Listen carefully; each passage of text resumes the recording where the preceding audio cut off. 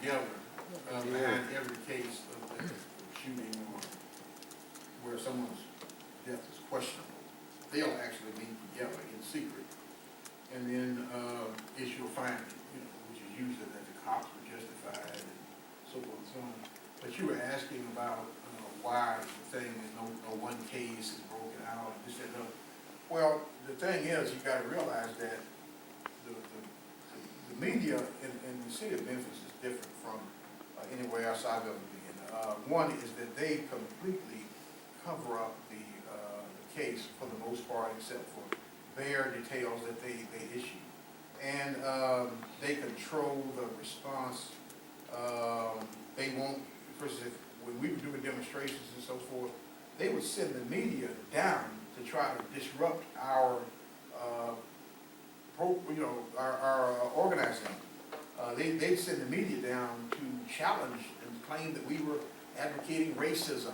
We were advocating racism. And all this kind of thing. They would send, and they'd also send these black agents down to scream and holler about, you shouldn't be out here fighting the police because black people are killing each other in their own neighborhoods and this and that. Which is actually being done in a lot of places, but the difference is, in those cities, there is usually some activist history which would push people in the street. You don't have that in Memphis. You don't have it because the cops have such tight control of the protest movement. So they've created their own protest movement there to undermine what we're doing. This is a police counterinsurgency. Now, you're going to see that in a lot of other cities. They're going to raise up some right-wing elements that are going to come out and talk about we shouldn't do this and we shouldn't do that, or we don't want violence. We don't want violence, and all this kind of stuff. This is a pro-capitalist, a pro-cop position, actually, and we need to recognize that. Now, I'm not saying everyone taking that position is an agent, a conscious agent. Some people are just they've been brainwashed about the whole idea that you're supposed to be peaceful and meet when you encounter the authorities. But in Memphis, there are the police and the city government and the Chamber of Commerce have created what they call a partnership, and so they've created organizations in the community that come out and demonstrate against the police shooting of the shootings of youth, and they take the shootings of youth and they say, this is why we need police. We need a police presence, and in large numbers we need more officers, and so forth and so on. And without saying so, there's been a guy that has got on. He wrote an article just a couple of weeks ago about Freddie Gray, criticizing who Freddie Gray. Freddie Gray had been arrested before, and he was without saying it like this. He was saying he's a worthless sack of shit or something like that. But he said he's worthless, and he had a record. Why do we raise these people up as though they're Martin Luther King? And so on. So you know what I'm saying. So, and this is in a publication. You know what I'm saying.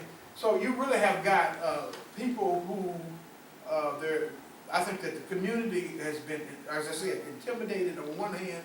On the other hand, they have been brainwashed, and they'll continue to be brainwashed. In Memphis media, every day, and they admit it themselves, every day the lead story is always a crime story.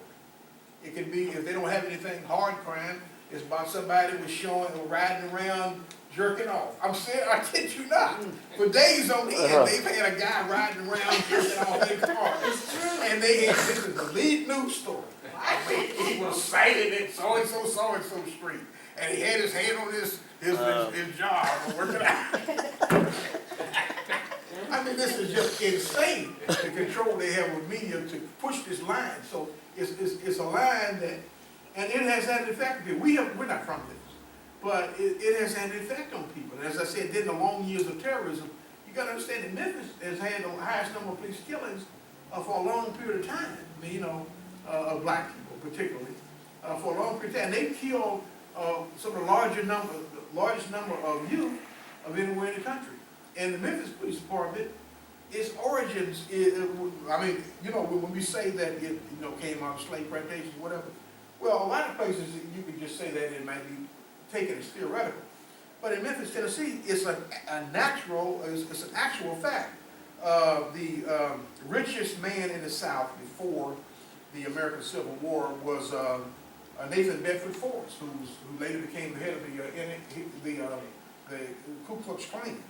And but he had slave plantations in Mississippi and in Arkansas and in parts of western Tennessee. And he hired these Irish immigrants and others to hunt down and capture runaway slaves. Now, some of them were just captured and killed, or captured and tortured, whatever the case may be. But this went on for years, where somebody had written an article saying that they thought that the number might have been as high as 500 people that were killed that week. It could have been more than that, but whichever the case may be. But the point is that it can be actually demonstrated in fact that the police department, what became the police department, with the same forces that worked for Nathan Bedford Forrest on his plantations. And then right after the Civil War, Memphis was put under the control of Union troops. And there were these black Union troops who took on themselves to protect the black community from these racist cops, as well as from so-called criminals. And so they were patrolling the community, patrolling the city. And these cops, these white cops, didn't like that. And so what they did, they had a so-called riot there. And they went and burned parts of the black community down and killed documented 46 people. And they raped a number of black women, and they burned down schools, churches, whatever. So, I mean, it's been a long reign of terror. Plus, years went by, and they protected lynchings and other crimes against black people there. So, the research I had gotten said that since the creation of the Memphis Police Department in 1823, there have been over 1,000 so-called justifiable homicides by police. So, it's a different situation than, let's say, New York or somewhere. The police have a different role, and the racial history is different. And so when you look at the city, that's why you go to the South in most places, even today, is really backward. You want to see it backward. The area of Tennessee, western Tennessee, Arkansas, and Mississippi is the poorest part of the country. It's those three states are the poorest in the union, and the wages and all this the lowest in the country, and so you got more poverty. Memphis itself is the poorest big city in the United States, and of the 200 poorest cities in the world, Memphis is number 177.